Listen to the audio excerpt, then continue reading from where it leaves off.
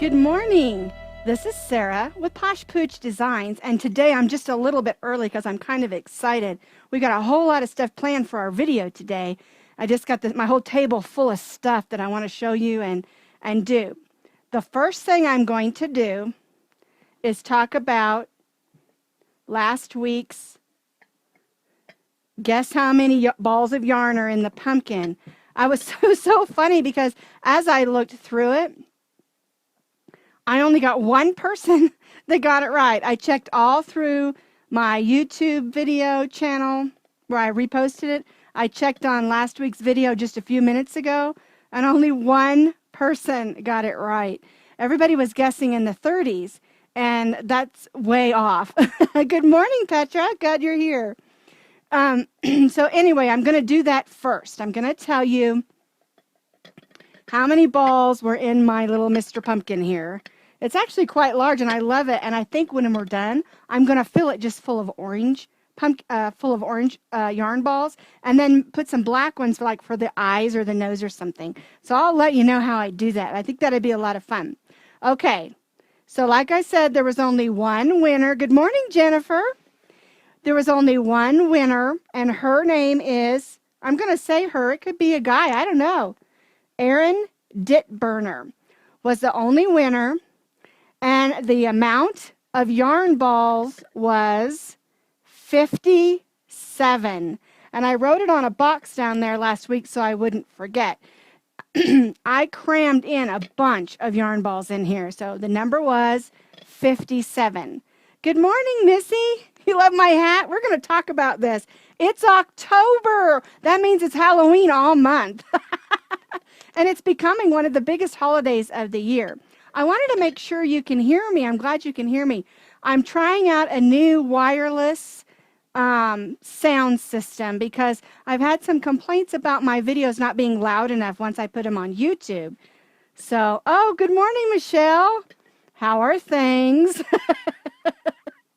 So anyway, if you missed it, I'll announce the winner again at the end. I'll say it one more time. Only one winner. There were 57 yarn balls for Aaron Ditburner. And what I need you to do is message me. Don't put your email address on here. Message me on my Facebook page and send me your email address and the 5 free paid patterns that you want.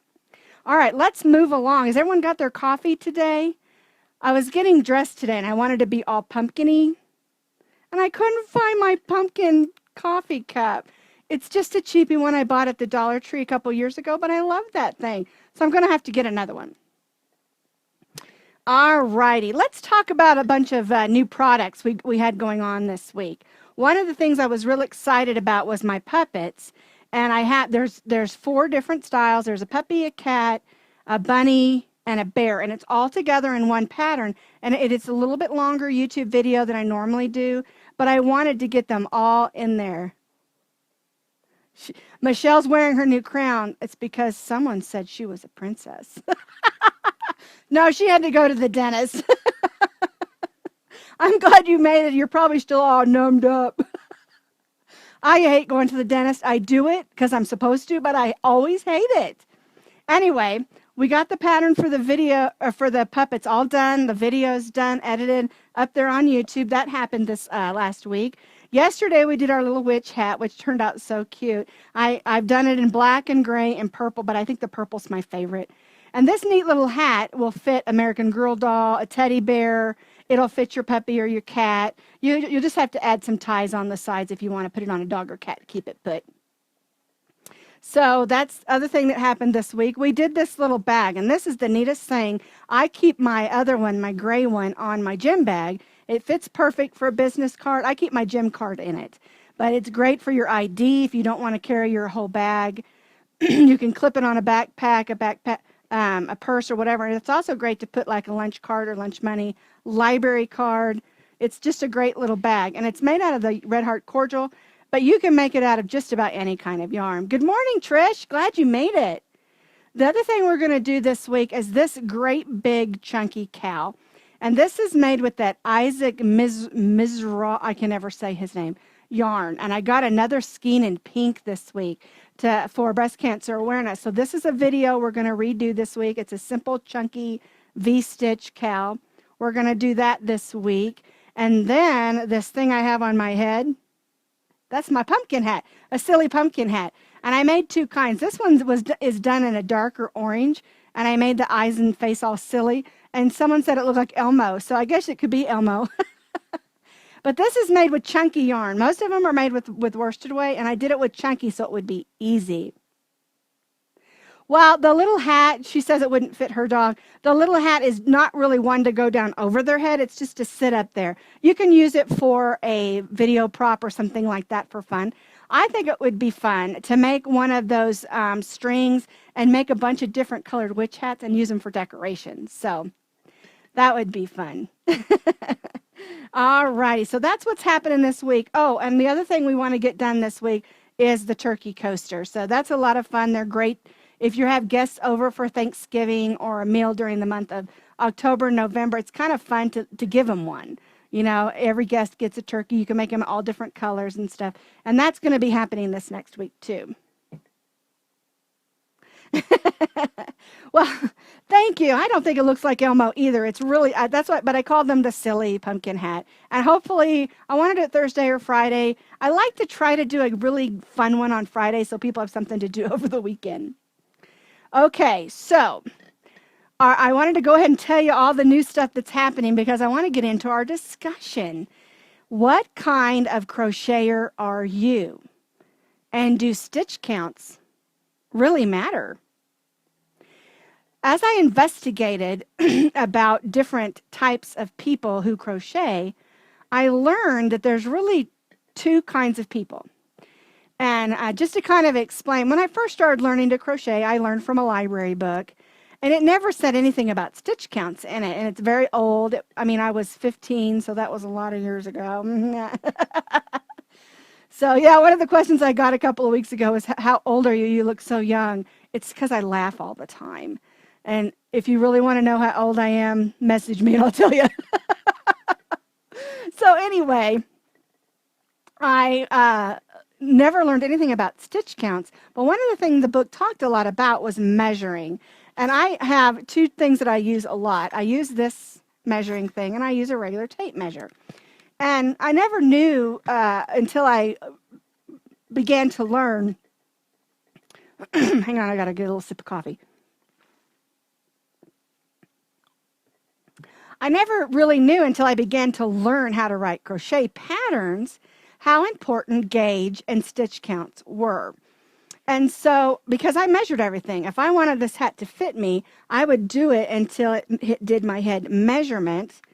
Or if I was making a poncho or a shawl or whatever, I just did crocheted a particular thing or particular until I learned the gauge was important and that stitch counts were important. And so in my investigation of talking to people, I learned that, like I was saying earlier, that there are two kinds of crocheters.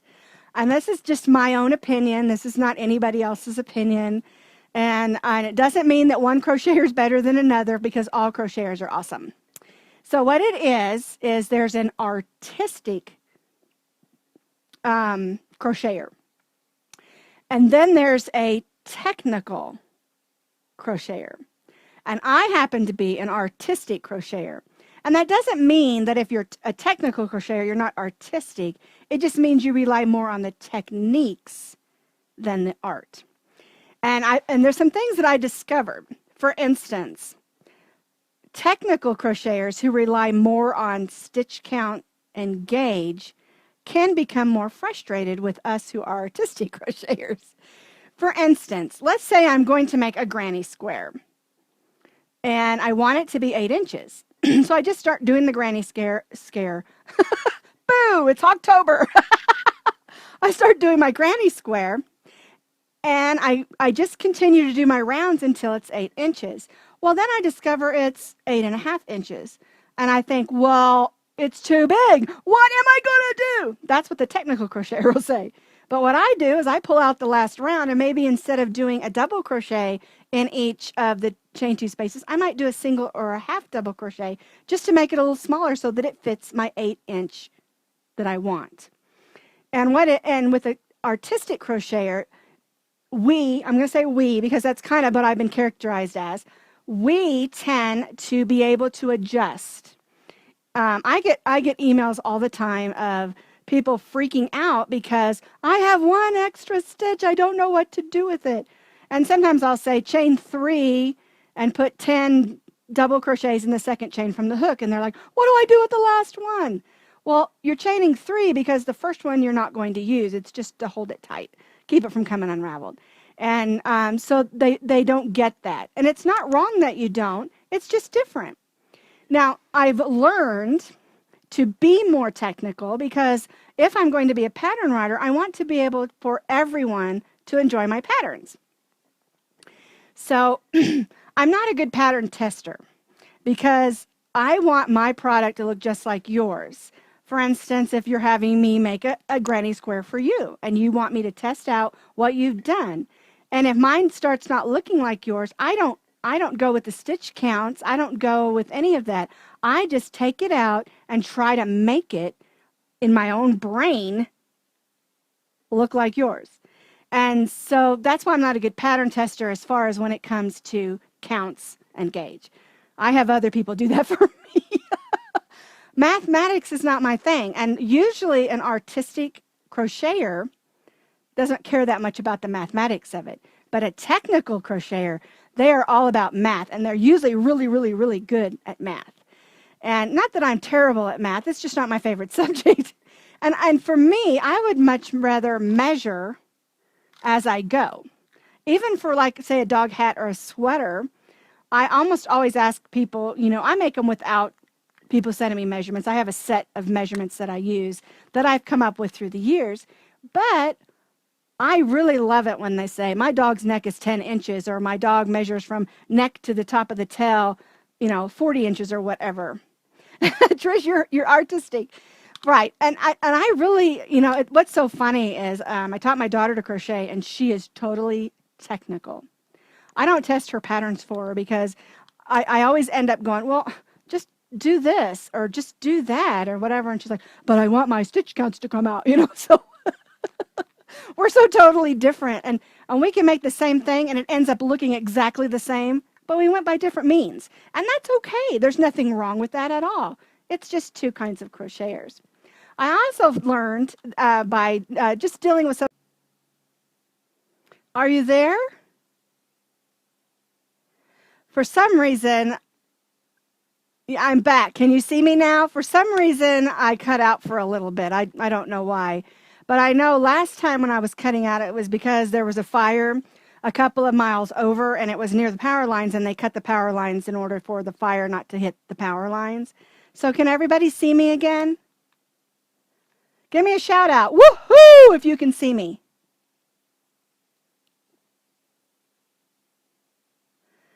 I'm here. I'm here. I really am. It says I'm live. I hope I am.